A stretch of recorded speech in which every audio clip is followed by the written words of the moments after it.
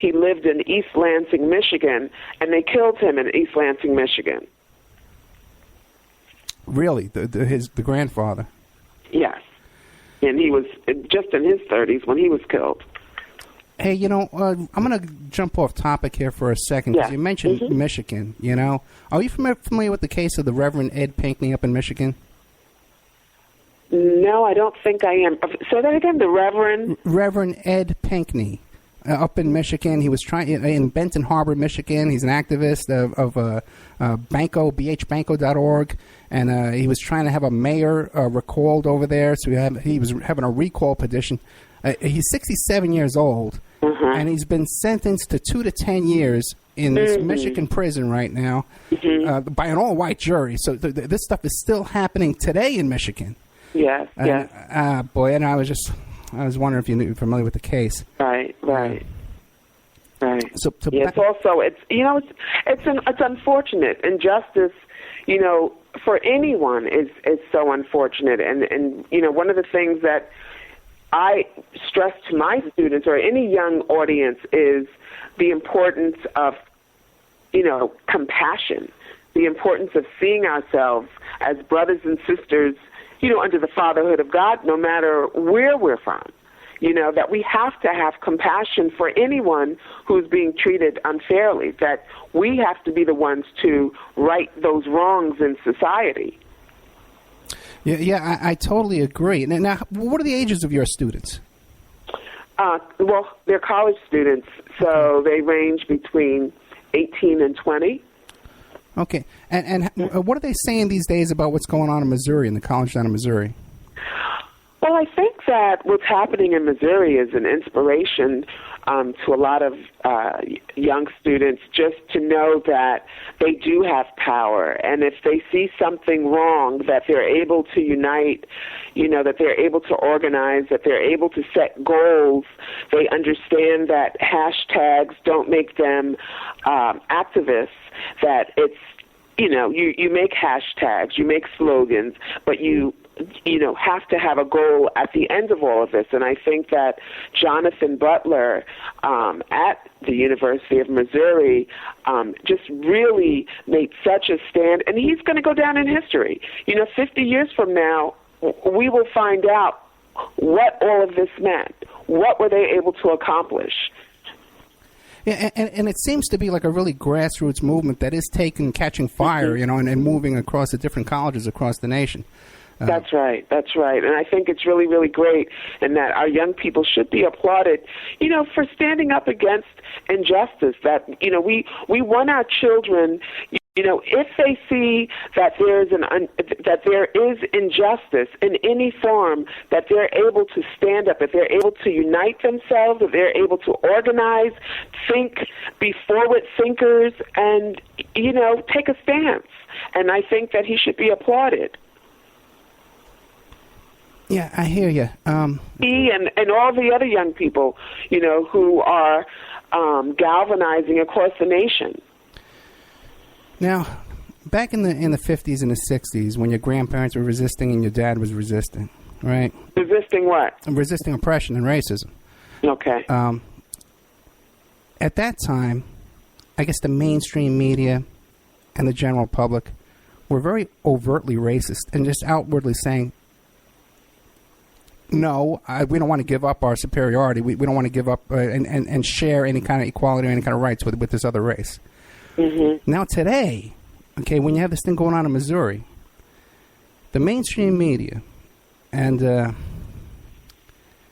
I guess the establishment of America don't want to come out and say that they're openly racist, but they want to poo-poo and dismiss the grievance of these students. Now, what do you find more? Do you follow what I'm saying?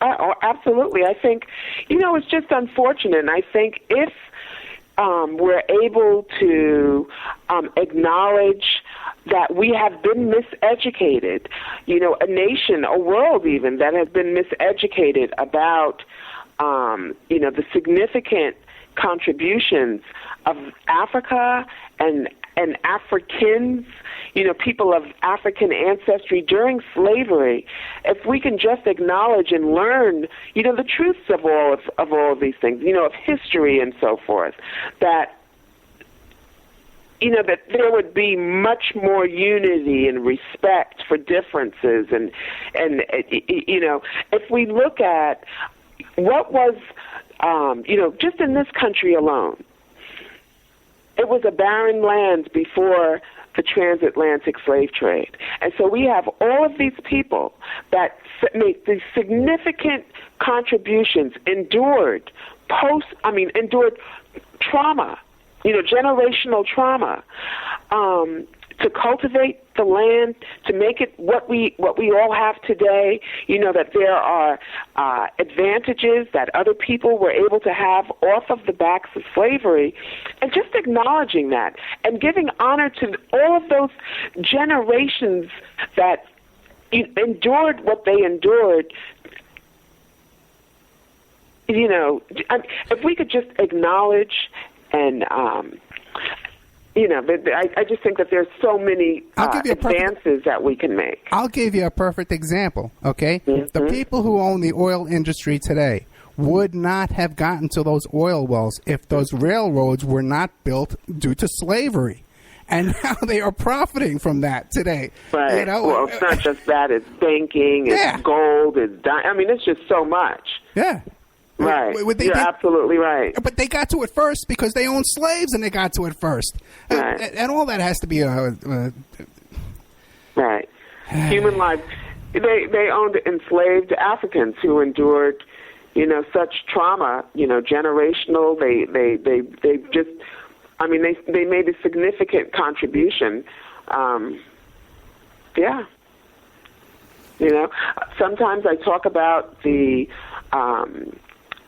Holocaust of Jewish people and compare it to the Holocaust of African people. And the difference is, Jewish people knew they made a significant contribution in spite of this crime committed against their humanity. And they teach their children at a young age what it is to be Jewish, the significant contribution Jewish people made, and they vow never to forget, and so that we can all learn from them. In Germany, they don't even believe in the death penalty. How could they? But in this country, we do believe in the death penalty. Okay, but ILYASAH, today in America, we don't have systematic racism and oppression against the Jewish race, but we still have it against African Americans. Absolutely, and African Americans were the ones who, cultivated a barren land. So it's just a matter of righting the wrongs of our society, including it in history books. It's not black history. It's a part of our history, of American history. And, and making sure that our children understand. Let everyone feel compassion, I hear you, but it just seems that it's so systematic that the racism of 400 years in this country is so systematic, and it's still ingrained in the system. And it's institutional. Yeah, it's institutional, right? And it's in the police training. It's in the school training. And I guess it's better than it was 50 years ago. But the point I was trying to make originally before was, is it better to have overt, in-your-face racism like there was when your dad was struggling, or rather than today for people to say, well, racism does not exist? Those kids in Missouri just, they're just overreacting. They're too sensitive. And, what do you think of that? Well, I think that we should address that we have to be realistic about what happened, that we have to be honest with, the transatlantic slave trade. We have to be honest about all of these things that happened on the soil. We have to be honest about it, and I think that's what the young people are saying. If you don't understand that it was African people who cultivated a barren land, they cultivated this barren land because of all of, what they had accomplished on their own continent, on their own soil, we could look at, there's so many things that we can look at. It depends on what it is you want to talk about specifically, but there's just so much Well, I'd really like to get into the whole history of your dad again. Get back. I got us a little off track and into current stuff because when you mentioned Michigan and brought back Reverend Pinckney to my memory, because he's in prison right now tonight. You know what I mean? 67 years old, and it's just heartbreaking to me. And anyway, I'm an old softy, I guess, in some ways. Aww, yeah. You know, but now back to your dad. We're talking about his childhood. They killed his father. Ed, when's your birthday? My birthday's September 9th. Okay. You're in July. Right. Right, but that's not Gemini, is it? No, definitely not. June is Gemini. Okay. Now, what radicalized your dad? What made him want to stand up for his rights? You know, my father was a man of compassion. You know, again, it was these values that were instilled in him by his parents, especially by his mother. My children's book goes a lot into these specific values about compassion and care and all of that stuff, and I think it's very important. You know, when you see injustice, you see injustice. My father had impeccable integrity. A lot of people don't realize that he was only in his 20s. You know, when the world heard of Malcolm X or learned of him, he was only in his 20s. He was killed at 39. It was 12 short years to have made an enormous impact, a global impact. Just looking at the work that he did, at the sacrifices that he made, you know, all in search of solutions, you know, so that we could all understand and have a quality life of respect and dignity, you know, human dignity and all of these things. Let me ask you this, because when you listen to your dad's speeches, and a lot of them are available online today, it's not like when I was a kid, you know, you had to listen to WBI at 3 o'clock in the morning, you know. Now you can just go online and find them. This is brilliant stuff. Your dad was one of the most brilliant minds of the century. Not just one of the most brilliant black activists and one of the brilliant activists. This was a brilliant man in his logic and his thinking and his the way he could explain things was just brilliant. Do you ever think he gets a shortcoming? Gets a short shrift for the kind of mind, the kind of thinker that we had at that time? Say that again? Do you think he gets like a short shrift because they kind of isolate? A short what? Shrift. Short. He doesn't get enough credit. Oh. Yeah, I think that some people, you know, I mean, look how many people follow him 50 years later. You know, I think that especially this generation, you know, in spite of all of the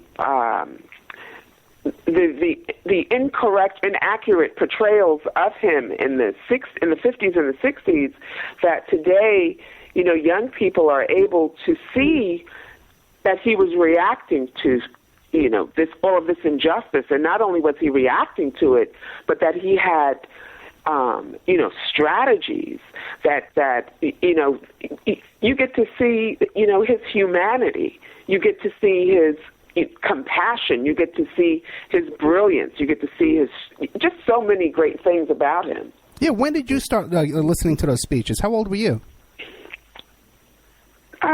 Well, like in college. In college? I went to college. I was 16 years old. And, you know, before then, my mother was overprotective. She didn't, you know, she had experienced witnessing the assassination of her husband. She experienced so much. And I think, you know, just the pain of it all, the trauma, you know, if you will, and wanting to protect her 6 babies and making sure, you know, that we were raised with love and opportunity and, you know, all of these things, that she didn't focus much on anything negative, you know, or hateful or unjust. So when I went to college, you know, I learned about other things. My mother was very, you know, she gave us so much love, you know, that I have so much in me to give to others, that, you know, she was so giving. She was so trusting. She was so nurturing. She was really amazing mother. I'm grateful to have had her in my life for as long as I did. When did your mother pass? 1997. 1997. How old was she? 1934, 19.